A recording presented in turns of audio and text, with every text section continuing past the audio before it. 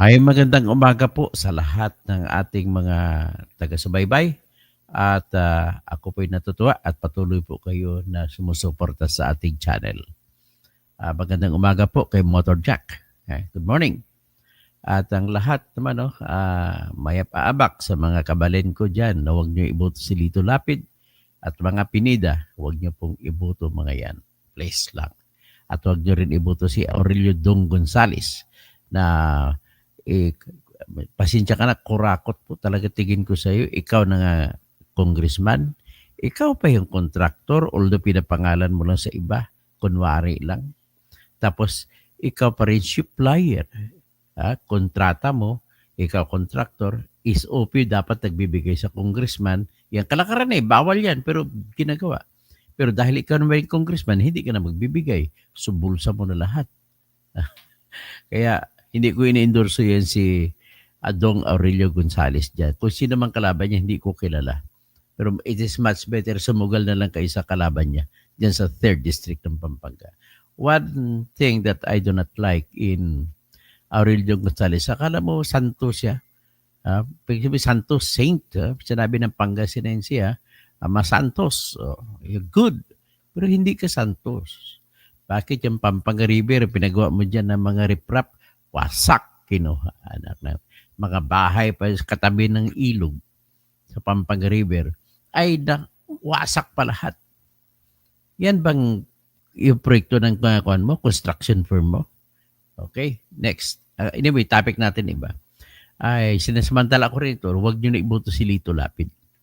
Mind you, Lito Lapid is a corrupt, the most corrupt senator. Mas makorrupt pa kay Bong Revilla. Kay Bong Revilla naman, ibalik mo muna yung 124 million na pinataw sa iyo ng Sandigan Bayan na ibalik. Binigyan ka na ng pagkakataon ng Sandigan Bayan base sa desisyon ng maling desisyon ni Justice Geraldine Faith Ekong. Pasensya ka na, Justice. I do not like the decision. Your decision is wrong. Na dapat convicted si Bong Revilla. Pero hindi mo kinonvict si Bong Revilla. Pero pinapabalik mo sa kanya yung 124 million na nagastos doon sa PDAP. Hanggang ngayon, hindi mo pa sinauli. Kaya wag niyo pong iboto si Budots King. Sino pa? Ang tumatakbo na may mga utang sa bayan na malaki. Yung hindi marunong, si Willie Revilla may utang pa siya. 71 po tao ang namatay sa first anniversary ng sa February 4, 2006. Sa first anniversary ng Wawawi mo hanggang ngayon ay naka-escape ka. Ako talaga mo, binayaran mo si Justice Raul Gonzales at saka yung pumalit na Justice sa Secretary sa DOJ na si Alberto Agra para idesisyonan na hindi ka nakakasuhan ng akalain mo, ang kinaso lamang sa iyo, reckless imprudence resulting in homicide. 71 na homicide, 71 na kulong, kahit sabihin mo, 2 taon na kulong lamang. Kada isa, 2 times 71, di 142 years ang dapat ang kulong mo. Huwag niyo iboto yan. Magdadala, gagawin sila. Hep, hore. Yan lang gagawin. Magdidebate ka na kung anong batas. Isipin mo kung ano. Tapos inisip mo lahat ng konversasyon mo. Ay magbibig sasabi ka, ako'y nakatulong sa mahirap ganito at gusto palawakin ang aking tulong sa ibig sabihin, gagatasan mo pang Senado.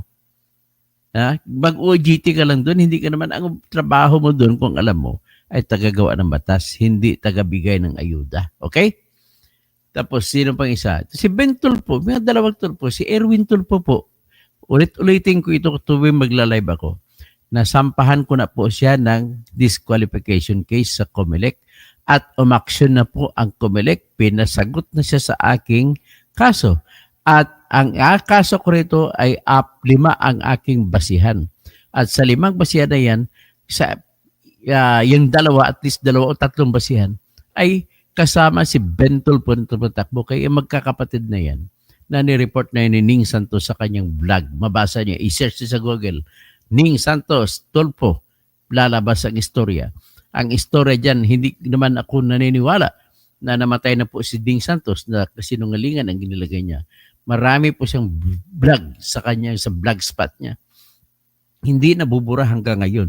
Namatay man si Ning Santos pero yung vlog niya ay walang kamatayan. Sinasabi doon na every month, kada buwan, tumatanggap o kumukubra na mimwersa na mimilit yung mga Tulfo brothers, Erwin, Ben, Rafi, saka Ramon Tulfo.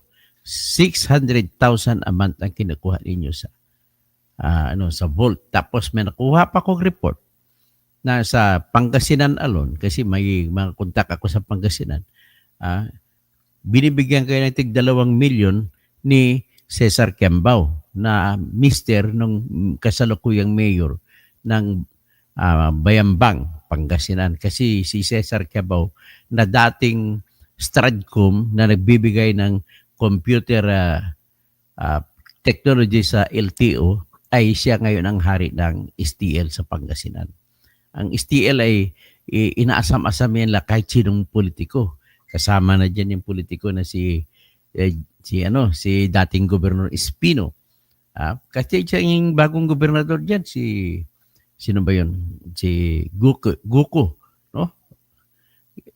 Yan po ang ating mga politiko. So, huwag nyo iboto yan, si Lito Lapid, sino pang iba. Si Willie Revillame, magdadala lang ng jacket yan. Sabi ko nga, mag-hipepori lang. Si Erwin Tulfo, ang isa pong dahilan ay Amerikano po siya. Sa aking papel, officially documented po, Amerikano siya. Bakit Amerikano? May hawak siyang passport eh. 1991, binigyan siya ng passport. Dokumentado ko yan, sinubiti ko sa COMELEC. 1991, binigyan siya ng passport, pero ang pangalan nga lamang ay nasa ilalim ng Erich Sylvester Tulfo. So, binigyan siya ng pangalawang passport noong 2001. So, 2011, pangatlo. 2021, binigyan siya pang-apat na passport sa ilalim lahat ng Erich Sylvester Tulfo. US passport yan. Tapos, hindi pa nagkasya dyan, naging sundalo pa siya ng Amerikano na nanilbihan pa siya sa Iraq War mula noong 1988 hanggang 1996.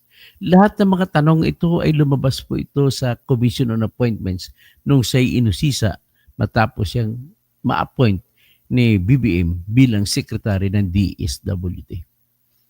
Maliban dyan, saksakan ng sinungaling itong taong ito. Sinilang ata no, sinungaling talaga yung mga Tulfo. Ang ginawa man ni Erwin Tulfo, nagpalabas siya, tingnan nyo sa kanyang punto asintado, i-type nyo punto asintado sa Google nyo, ilagay nyo Kabagan Bridge. Yan, lalabas na as early as February 20, 2024, alam niya na yung Kabagan Bridge na walang malaki ang problema. Hindi man lamang siya, congressman na siya noon, hindi man lamang siya nagsimula ng investigasyon para doon, para hindi na sana nangyari yung Kabagan Santa Maria Bridge na nahulog yung o nahugma yung isang span sa 12 span ng tulay. Napakaganda ng tulay pero wasak. So anyway, proceed tayo ngayon sa topic natin. Ang topic natin po ngayon ay, lalaya na ba si Digong? Naku, gandang tanong yun. Ang pagbabasehan ko, tanong mo lang man ito, hindi ko sinasabi na lalaya. Pero sinatanong ko ito sapagkat ang pinakabago niyang abogado ay eksperto sa usapin ng jurisdiction ng International Criminal Court. At ang taong ito ay isang Jewish French, Hudeo rin ito. Ang pangalan niya si Dov Jacobs. Siya po ay professor dyan sa the Netherlands. So siya ay diyan nagtuturo sa Den Haag. The Haag, hindi pala The Hague ang pronounce, Den Haag. So anyway, itong ngayon ang atin na natatalakay yung pinakabago niyang abogado ay French, no? Ang nationality French. Pero acknowledge siya sa mga sirkulo ng lahat ng abogado na naninilbihan sa ICC. Doon sila nagpa-practice. So ibig sabihin, I would like to imagine na wala nang ibang kasong hinahawakan ng mga ito, kundi lahat na lang na kaso na crime against humanity, war crimes, crimes against admission, at saka genocide. Yan mga hinawakan ng kaso. Siyempre, anong panglimang jurisdiction na krimen ng ICC? Mayroon pang 5. Although sa Article 5 ng Rome Statute na nagsabi 4. Tapos, pero may pang 5. Sa Article 70 ng Rome Statute, nagsasabi na kung ikaw mag-obstruct, aharang ka sa prosecution, sa pag-prosecute, kahit anong ginawa mo, pwede kang kasuhan ng obstruction of justice. Yan. Yung panlima yan. Okay? Yung kay Digong naman, tanda natin, ang kinaso po sa kanya ay how many counts, hindi pa natin ma-determine na ngayon, how many counts ng crime against humanity. Pero nung narinig natin nung March 4, nung binasa sa kanya ang kanyang kaso, ay there were 6 counts ang binanggit. 6 counts. Pero of all the numbers given to us by the press, officially by the police, pag sinabi ko police natin, the PDEA natin, nagsasabi sa mga human rights reports natin, 30,000 ang namatay sa war on drugs. Yan sinasabi. Well, that is repeatedly said, pero wala tayong independent proof to say that it is indeed 30,000 ang namatay. Merong iba nagsasabi na 20,000. Ganon din, wala rin tayong immediate proof na ganon nga ang namatay. Okay? Pero meron tayong isang mapaasahan na nagre-report officially ang police.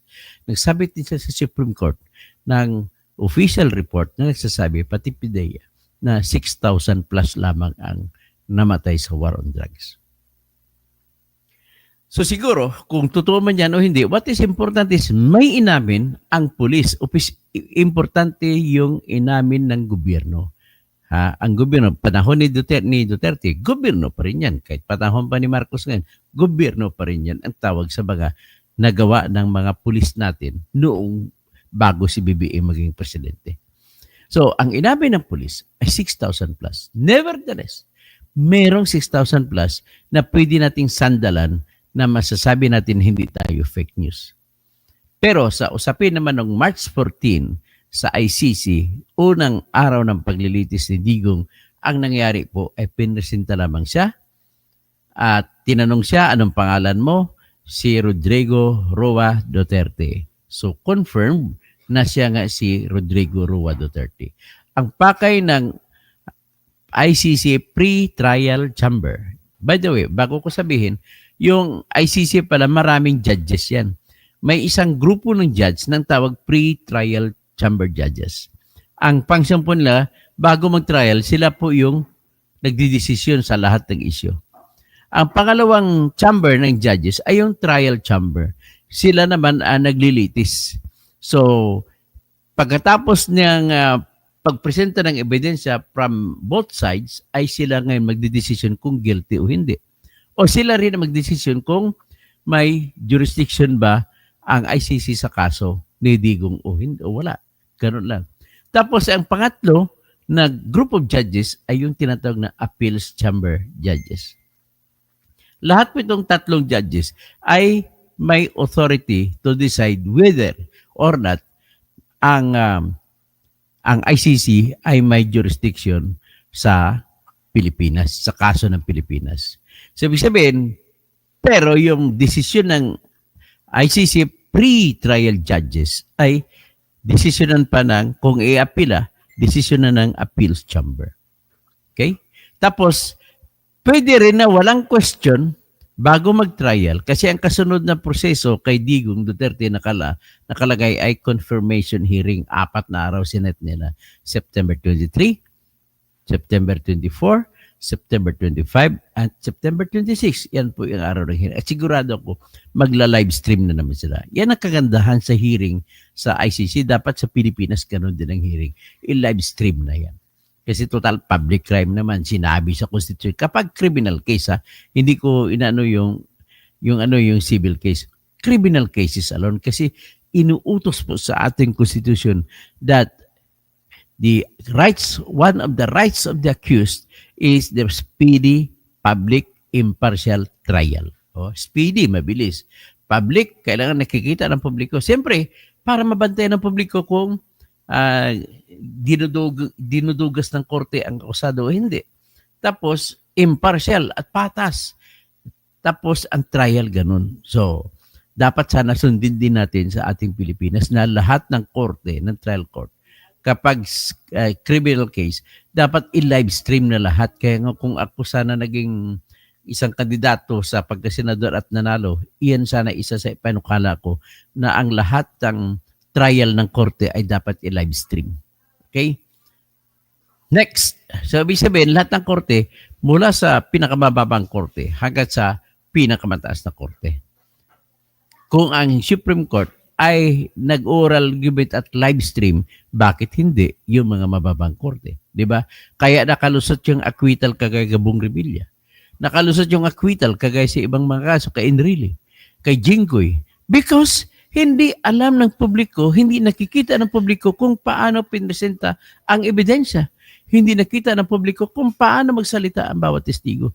Kaya dapat, kagaya sa ICC, na kung saan ay trial ngayon under trial si Digong, ay i-live stream din. Nevertheless, I have that strong belief. Hindi ako strong group, gaya ng basketballista natin sa mga magagaling basketballista natin na isa sa number 1 na hinanga ako doon si yung taga-Pangasinan na si Renz Albando. Okay. Anyway, malalaman naman natin yan. I have a high hope na patas ang laban sa ICC kumpara sa Pilipinas. Pero mas gusto ko sana sa Pilipinas na lang i-trial ng crime against humanity si Digong. Kasi meron din tayo sariling batas eh. Ano ba yung batas natin? Batas natin po ay Republic Act 9851. 3 krimen ng international crimes ang nandun. Hindi kasama ang crimes of aggression. Kasi ang crimes of aggression ay panlulusob sa ibang bayan. Pilipinas lulusob sa Malaysia, parang ganun. Pero dito, 3 lang sa Pilipinas sa Republic Act 9851. Number 1, crimes against humanity. Number 2, genocide. Number 3, war crimes. Halimbawa, may labanan sa gitna ng NPA at saka military. Kung sumusuko ng NPA at pinatay pa rin ng military, war crime yun. Kakasuhan ng murder yung sundalo. O kung sino man na commander niya nag-utos, war crimes yun. So, ganun din sa Iminilip, pag sila naman ang kagaya sa Mama Sapano, pinatay ang 44 na SAP, dapat kasuhan din sa IC sa kwan ng Republic Act 9851 ang lahat ng mga member ng mga mujahidin doon. Akalain mo mayroon nga peace talks tapos papatay pa kayo. Eh di ba mga kapatid ko mga Maguindanao, you have to be fair. Dapat parusahan yun kung sino ang pumatay sa SAP 44 kasi hindi naman kayo ang target doon. Ang target doon ay iba naman kundi si Marwan, yung terorista ng bomber. So, yan po ang sinasabi ko na naniniwala ako na magkaroon ng patas na laban sa ICC. At dahil naniniwala ako na magkaroon ng patas na laban sa ICC, naniniwala rin ako na papansinin, didinggin, at bigyan ng bigat yung argumento na walang jurisdiction ang ICC. Pero tanong, kailan ba pwede idadalhin sa mga judges yung argumento na walang jurisdiction or walang authority ang ICC sa kaso ni Digong? The earliest opportunity na binibigay sa mga abogado kila Digong ay nitong panahon na ito ngayon na hindi pa nag-umpisa ang pre-trial. Hindi pre-trial ang tawag doon sa kanila. Sa atin pre-trial yun. Pero tawag na confirmation hearing. Sa confirmation hearing, tatanungin ng mga pre-trial judges, ano bang mga kaso ninyo? Tanungin sa prosecutor. Ito po. O asa ng ebidensya ninyo? I-assess ng ng pre-trial judges. Ay mukhang mahina naman yung ebidensya dito. Ay hindi na lang ito. Yung iba pa, mayroon pa. Ganun po mangyari doon na tanungan. Okay, so ibig sabihin, isa sa pag-usapan sa confirmation hearing ay alamin kung anong ebidensya meron yung prosecutor. Yan po. Pero iba naman ang usapin na sinasabi ko na may authority ba o may jurisdiction ba ang entire International Criminal Court to try to hear and decide on the case of Digong Duterte. Okay? So ito po siya. So ito pong pinakabagong abogado ni Digong Duterte, expert po Malawak ang kanyang pinag-aralan patungkol po sa jurisdiction ng International Criminal Court. At ang kanyang opinion po ay nakabase na, nagkukonclude siya na walang jurisdiction ang International Criminal Court or walang authority ang International Criminal Court para hawakan ang kaso ni Digong at para sentensyahan siya. Ganun po yung kanyang argumento. Ngayon, kung ano man sinasabi niya, ito'y paniniwala ko na mananalo siya. Paniniwala ko yan. Wag ko'y maniwala sa akin kung ano, pero sa aking expertise na bilang isang aral din sa Rome Statute, yan po ang aking conclusion. And my final answer is Digong will be released to freedom soon. Okay, so ngayon, ang earliest opportunity para makapagsampa, sabi ko bago the confirmation hearing sa September 23. So, meanwhile, in-expect ko mga next week, after Holy Week, magsasampa na sila ng kaso kasi Jewish itong mga dalawang abogado. Ang lead counsel nila si Attorney Nicholas Kaufman. Single N lang kasi may Nicholas Kaufman din na writer sa movie. Double N naman ang dulo niya. Wag yun. Pero halos magkamukha. Tingin ko magkakamag-anak itong dalawang ito. So anyway, ang assistant naman, counsel ni Attorney Nick Kaufman ay si Attorney Dov Jacobs. Isang French. Nabasa ko ang kanyang artikulo, magaling. Sobrang galing. At nabasa ko rin po sa lahat ng mga artikulo kasi sirkulo ng mga abogado. By the way, si Attorney Dov Jacobs na isang Pranses ay siya po ang nag-organize ng ICC Lawyers Association or parang sa Pilipinas, IBP, Integrated Bar of the Philippines. Lahat ng Pilipinong abogado na sa Pilipinas nagpa-practice ay kailangan kasapi kanyan ng grupo bago ka bigyan ng lisensya o bibigyan ka ng rule number at papayagan ka na maging abogado sa loob ng Pilipinas. Okay? So, dito naman si Attorney Dov Jacobs, obviously, 30 years na rin ang kanyang experience bilang abogado dyan. May mga napalaya na po siya. Siya rin ang abogado kay President Gbagbo ng Ivory Coast. At naipanalo niya yan. Dami siya naipanalong kaso. Pero sa ngayon, ang focus ng ating usapin ay hindi na po tatakbo sa usisain kung may ebidensya o wala laban kay Digong. Naniniwala po ako na hindi na tatakbo dyan. Kundi madidismiss lang. So kung madidismiss because of lack of jurisdiction, anong mangyayari? Pwede ring isampa sa Pilipinas. Pag na-dismiss doon sa ICC, pagdating ni Digong dito, sampahan ang kaso ng crime against humanity sa Pilipinas.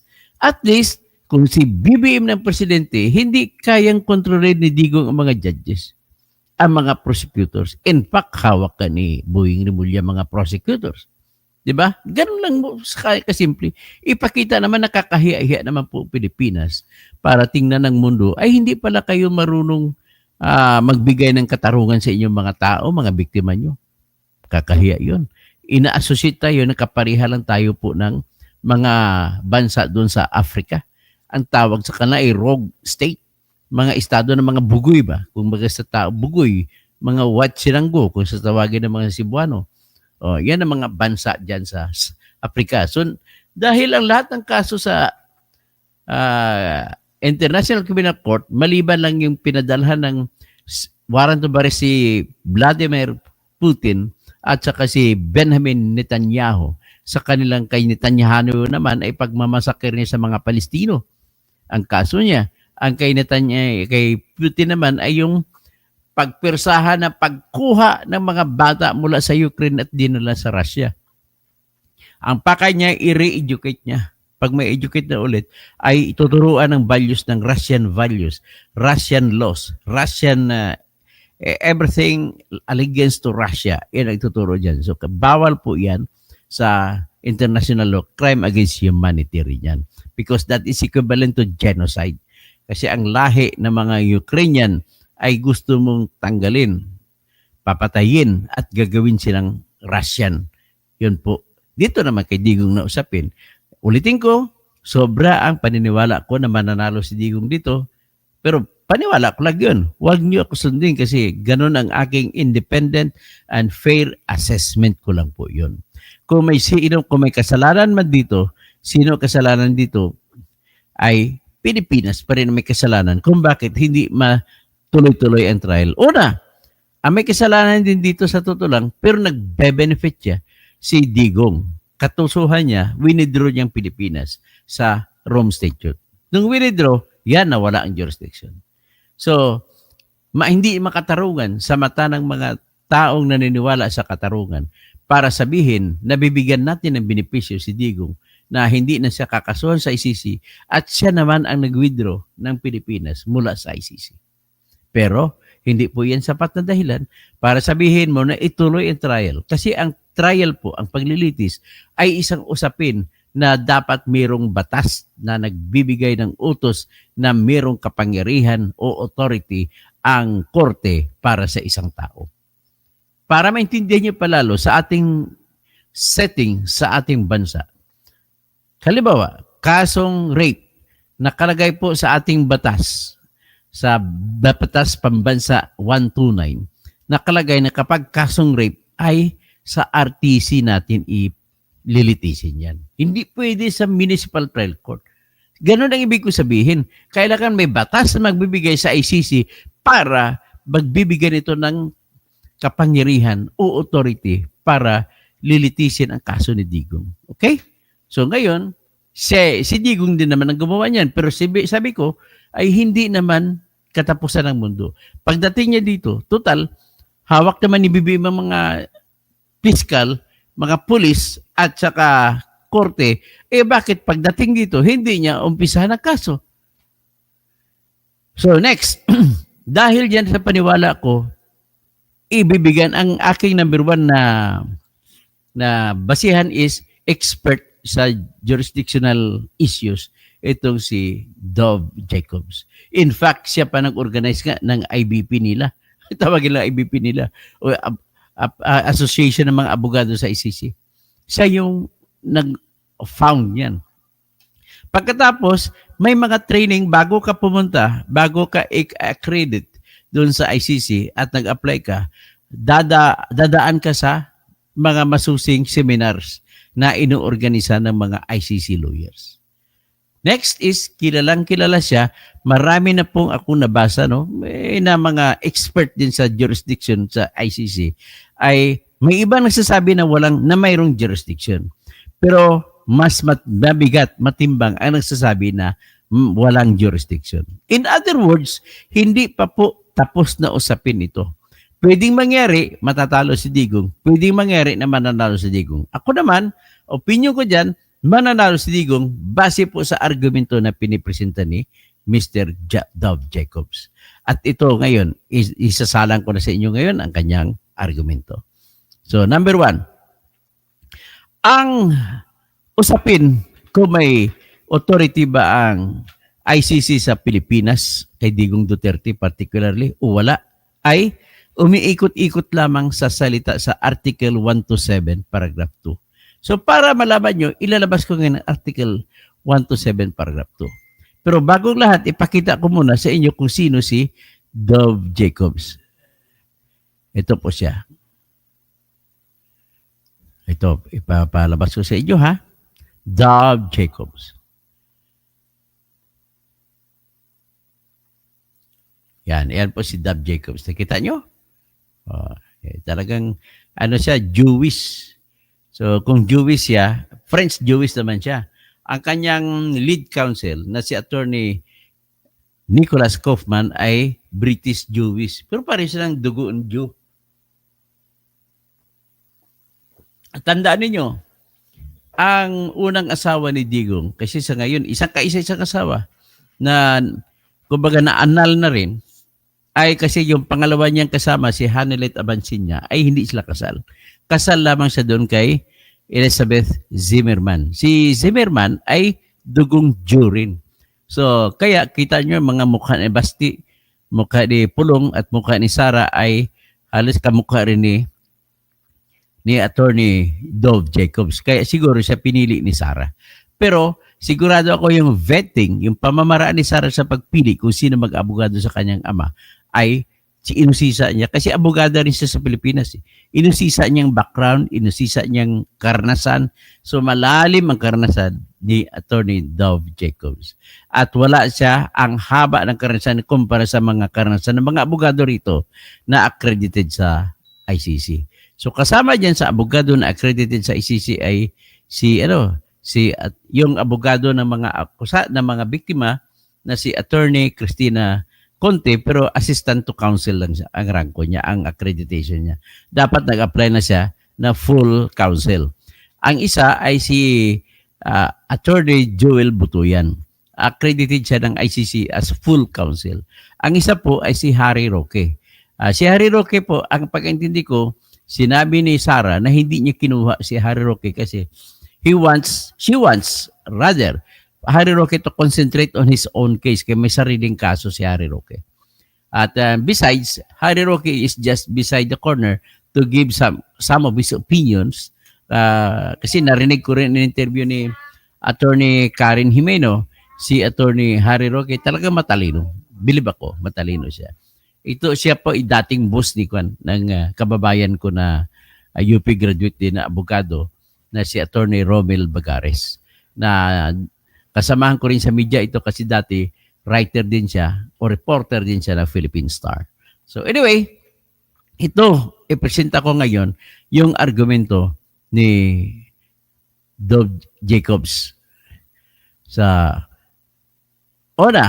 pakita ko muna ang Article 127. Sinabi niya kasi, dyan paikot-ikot po sa Article 127 ang aming argumento at ang argumento ng kalaban. So it behoves me to present to you what is this Article 127 of Rome Statute.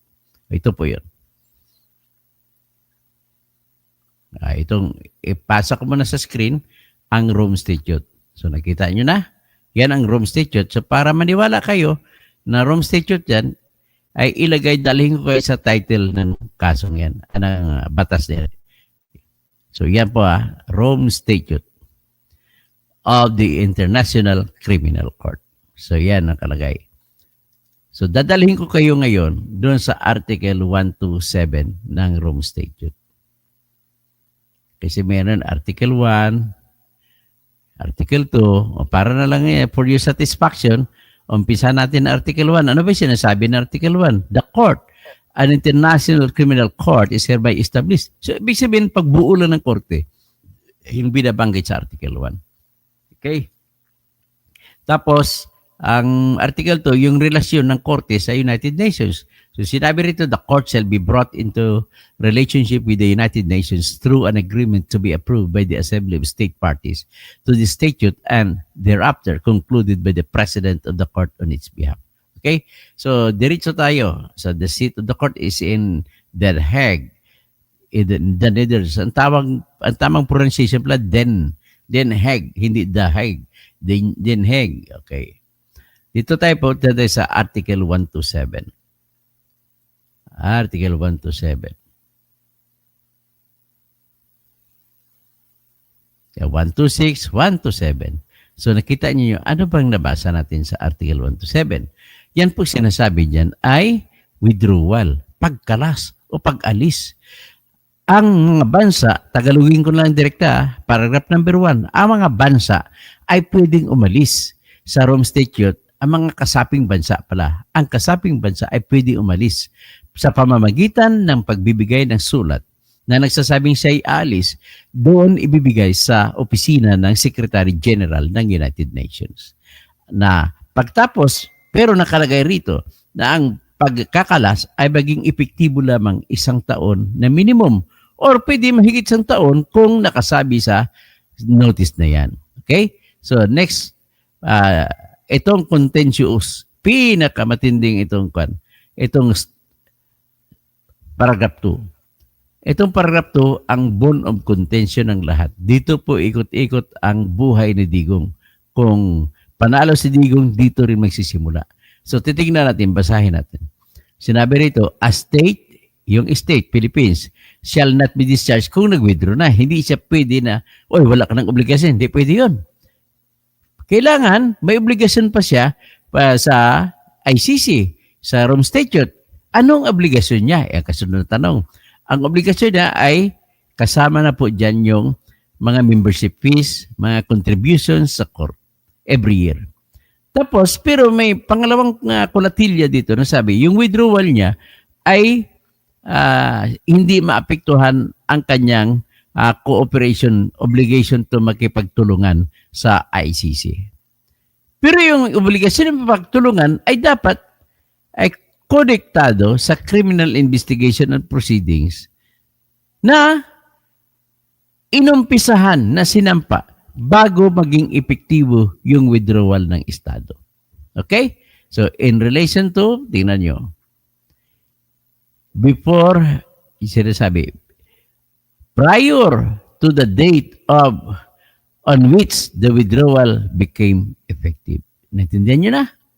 So, ibig sabihin, kung hindi kasama sa obligasyon na pag-cooperate ang Pilipinas, kung hindi kasama yon yung tinatag na authority to investigate yung preliminary examination na ginawa, ay laya na si Digong. Wala nang authority ang ICC na lilitisin si Digong.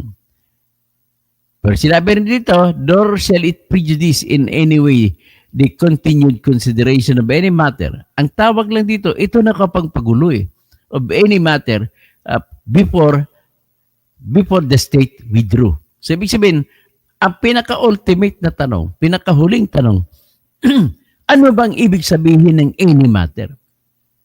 Gusto ko pa, laliman pa.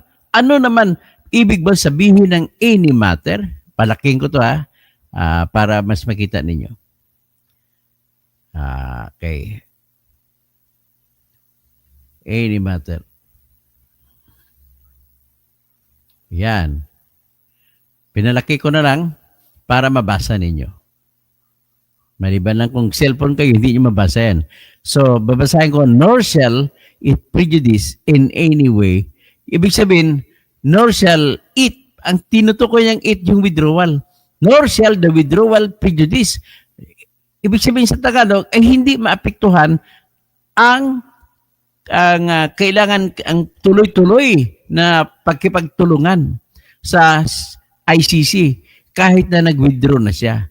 Pero nilimita naman dito na kailangan ang mga subject matters o mga sakop ng tinatawag na pagkipagtulungan ay yung mga bagay, any matter. Yan, ito po ang nagbigay ng buhay sa mga argumento ng kontradigong at argumento ng, ang argumento sa mga kontradigong ay any matter sinabi. So, ibig sabihin, kasama yung preliminary examination na sinampa ng na inanunsyo ng International Criminal Court Office of the Prosecutor.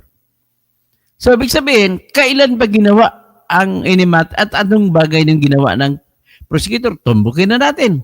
February 8, 2018, nag-anunsyo si dating prosecutor ng ICC na si Fatou Bensouda na nagsampa na siya noong June 14, February 8, 2018, ng tinatawag na preliminary examination. Hindi nasampa kundi nag-anunsyo siya na officially the ICC Office of the Prosecutor decided to examine. Yan lang preliminary examination ng kaso na nangyayari sa Pilipinas. So ang tanong dyan, kasi February 18, at bakit nagiging problema itong any matter? Ang tanong dyan, yung preliminary examination ba ay kasama sa any matter? Na dapat may obligasyon pa rin ang Pilipinas kahit na nag-withdraw ng Pilipinas at naging epektibong withdrawal noong March 17, 2019? Yan ang tanong dyan. So dito lang umikot-ikot, kaya don't get me wrong, hindi po ako bias in favor of or against Digong Duterte. Tinatalakay lamang natin dito kung ano ang pinaka-development. Ito yung pinaka-status sa ngayon. Dahil sa nakuha ni Sara Duterte bilang top lawyer nila sa issue ng jurisdiction, si Attorney Dov Jacobs ay ito ngayon ang tinutukoy na sinasabi niya. Sabi niya sa nabasa ko sa kanyang mga artikulo, ang artikulo niya ay nagsasabi doon na ang ikot-ikot na ano ba talaga ang ibig sabihin ng any matter? Kasama ba ang preliminary examination? Doon natin sasagutin mamaya. So ngayon, ulitin natin pagbasa. Nor shall it, nor shall it, ibig sabihin ng it, withdrawal. Nor shall the withdrawal prejudice in any way the continued consideration of any matter.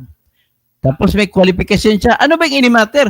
Basta any matter, kahit ano. Basta, yun ay kinukonsidera na sa panahon na ang Pilipinas ay hindi pa naging epektibo yung pag-withdraw ng Pilipinas. Yun ang ibig sabihin ng any matter.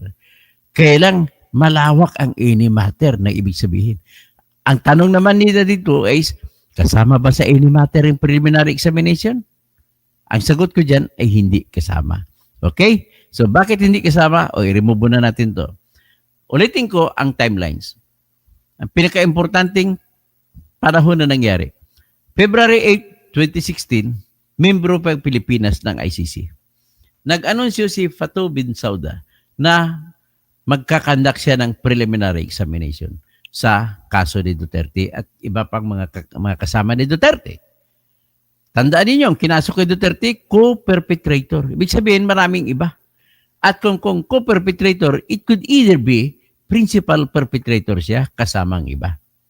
Or, it could either be mas mababa ang papel niya, pero mas malaki ang ipaparusa sa ibang mga kasama. Okay? So ngayon, February 8, 2018, membro pa ang Pilipinas. Nag-anunsyo si Fatou Bensouda, okay, mag-examine kami. Examine na iba. Tandaan ninyo, iba yung salitang examine, iba yung salitang investigate sa ICC. So, okay, mag-examine kami. February 8, 2018 yun. Next, tumakbo ang panahon. Si Digong, very clever si Digong. Siyempre, marami siyang mga advisor na mga galing na abogado.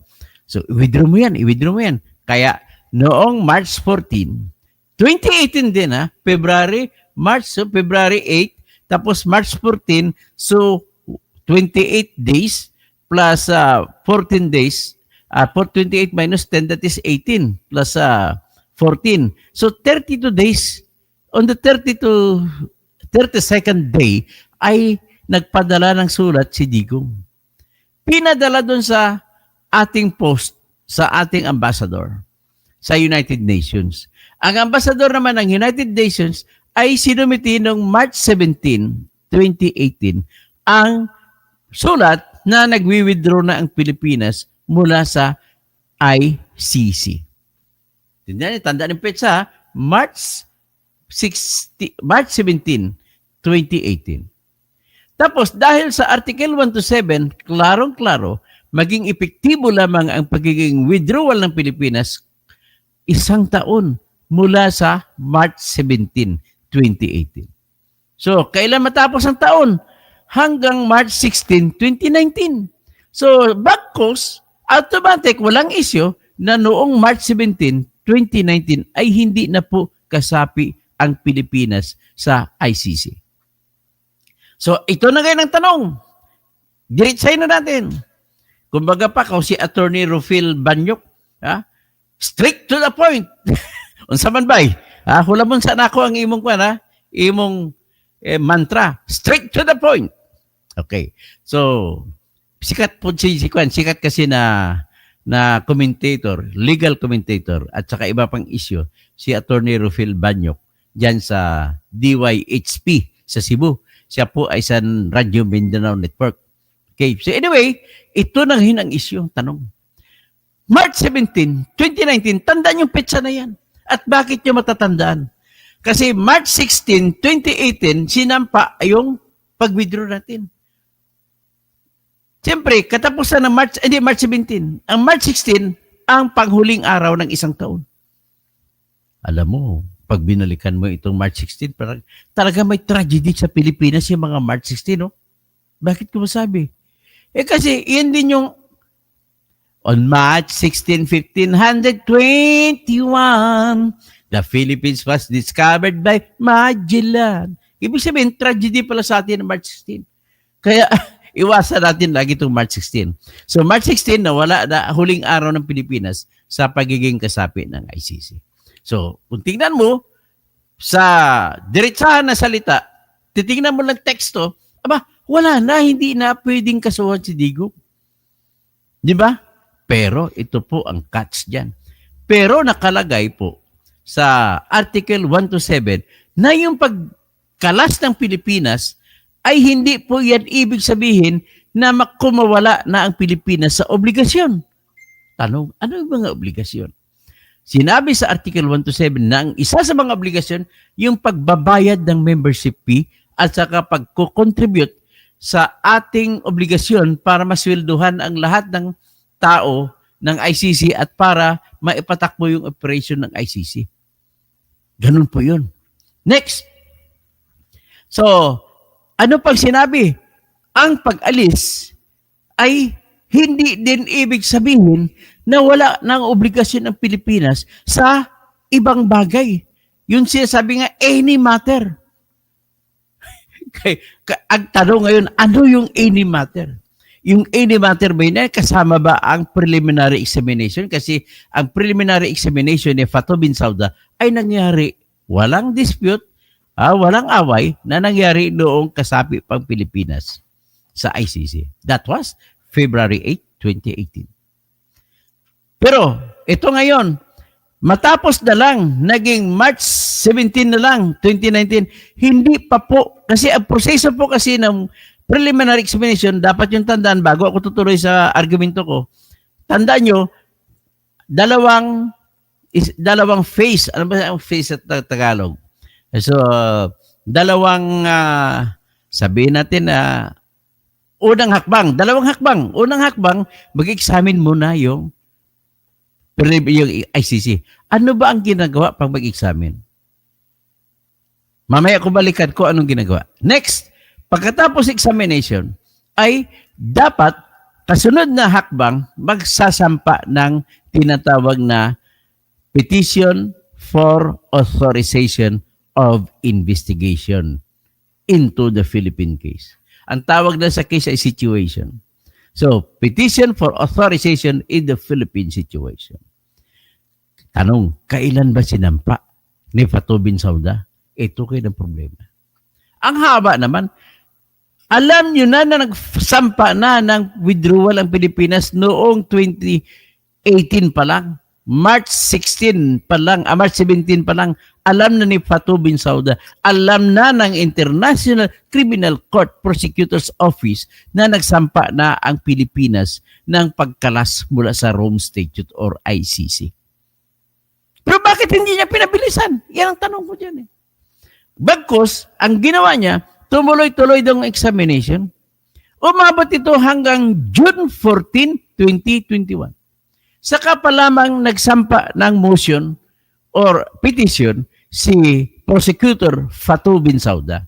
At ang hinihingi niya sa korte na umpisan, bigyan mo kami ng authority, mag-umpisa na kami investigate. Ganun lang kasimple yan. Wala nang maraming tanungan kung ano bang ginagawa sa investigation.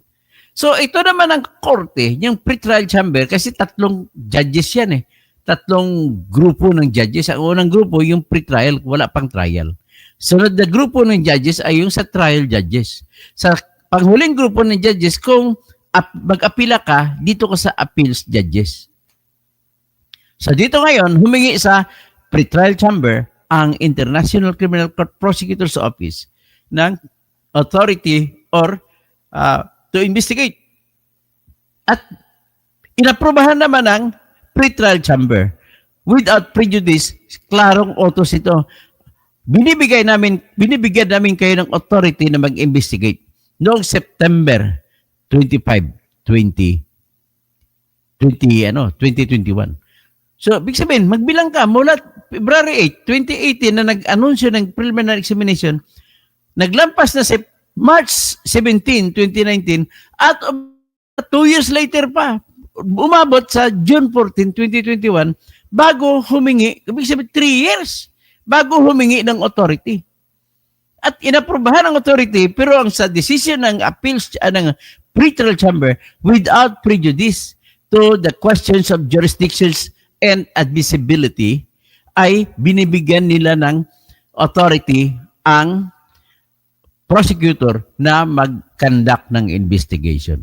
Ibig sabihin, boss, hanggang sa punto na yan, hindi pa po final ang tanong, ang decision ng pretrial chamber para sabihin na wala na mayroong jurisdiction ng ICC. Pwede pa rin wala. Kasi nakalagay po sa batas ng Rome Statute at any time, even during the trial. Pero kung pwede i-challenge ang kung may jurisdiction ba ang Pilipinas o wala. Okay, nung una, ang unang nag-challenge niyan ay si Bongbong Marcos mismo. Nag-challenge, sabi niya walang jurisdiction ang ICC. Paano niya ginawa?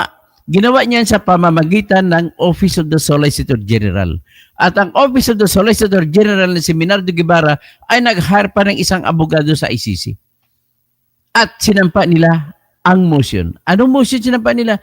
Na i-dismiss ang kaso kasi wala nang jurisdiction ang ICC sa Pilipinas. Wala nang authority ang ICC sa Pilipinas. Yan po ang argumento ni Bongbong Marcos sa katauhan ni Solicitor General Minardo Guevara.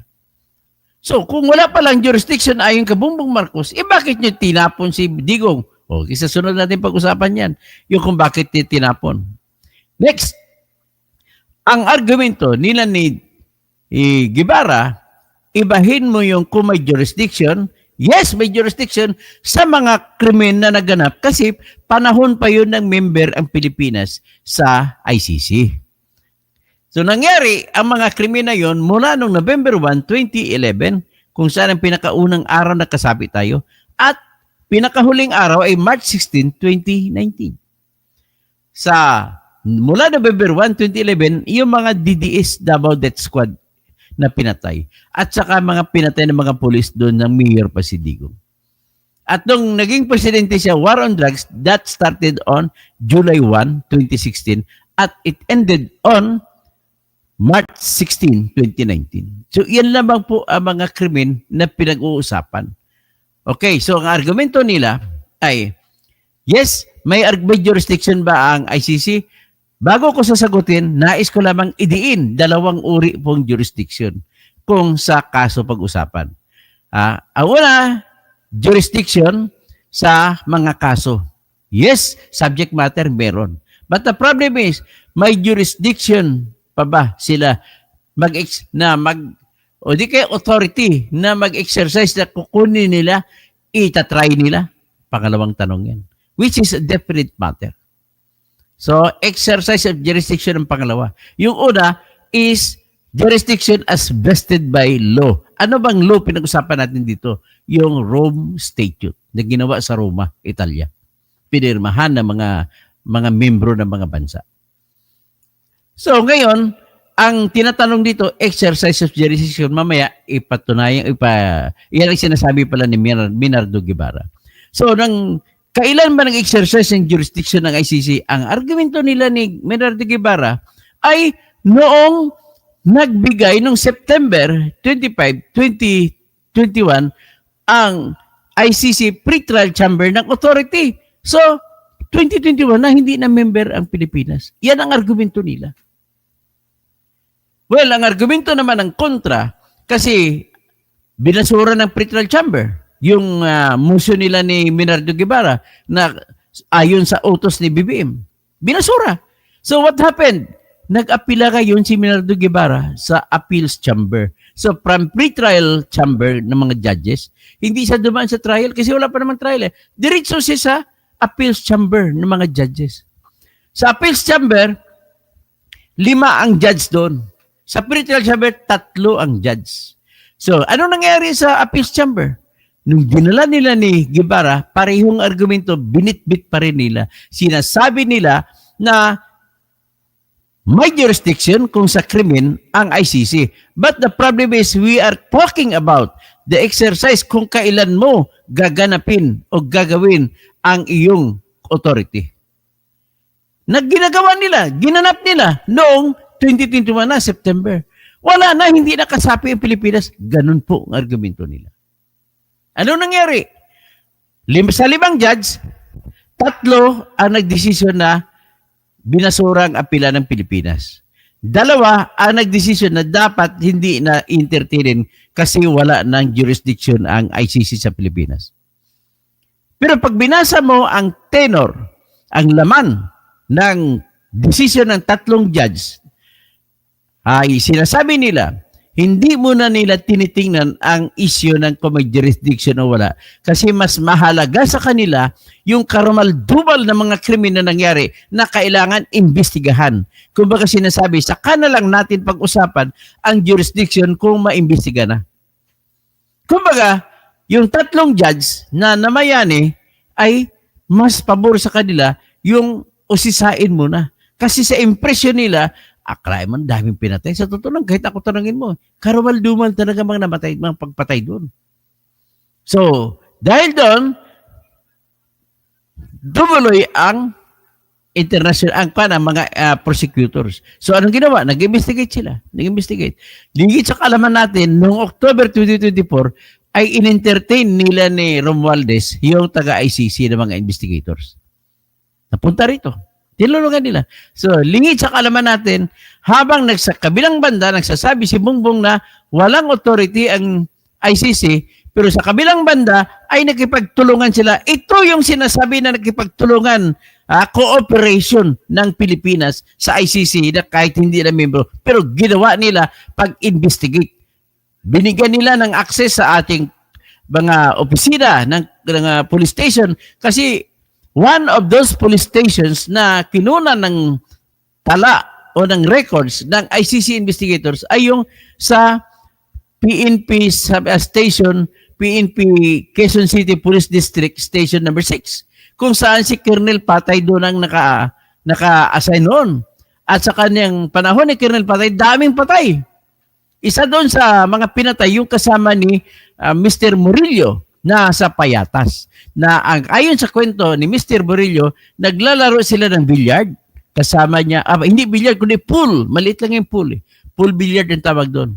Maliit lang na mesa.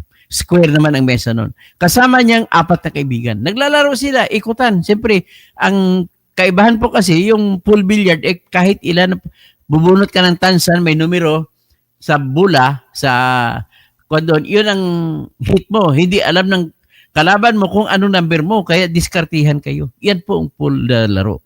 So habang naglalaro, pumasok po yung mga pulis. Ayun, pinag-isa-isa, unang binaril si Murillo. Pangalawa, pangatlo, pangapat. Si Murillo, tumba kagad. But the problem is, gising pa rin si Murillo. Ang ginawa niya, nakita niya kung paano pinatay mga kasama niya, mga kaibigan niya. Mga bata pa yun. Mga 20 sa edad. So ngayon, na nakita niya na namatay, nagpapatay-patay na lang siya. Nung umalis na yung mga pulis, gumapang siya. At nagpatulong siya sa taxi. Ang mamang taxi naman, dinala siya sa ospital.